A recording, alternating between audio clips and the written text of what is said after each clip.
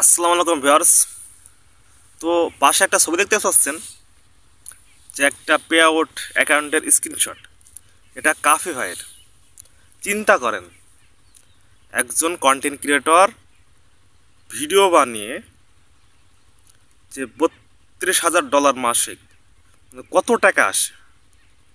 তাহলে যারা হাই লেভেলের কন্টেন্ট ক্রিয়েটর আছে তারা মাসিক ইনকাম কত করে চিন্তা করা যায়?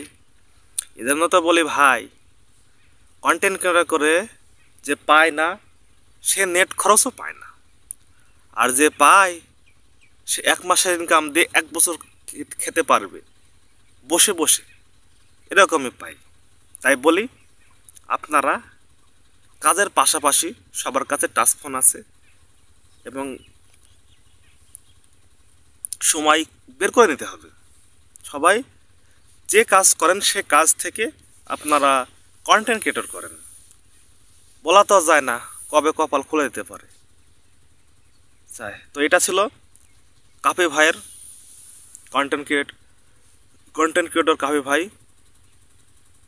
যাকে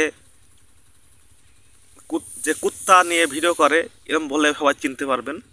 তো তার পে আউটের স্ক্রিনশট, তো তার কাছ থেকে নামানো আমার। তো এটা একবারে সঠিক, সে এটা নিজে দেখাইছে, বুঝছেন? আল্লাহ হাফেজ, ভালো থাকবেন।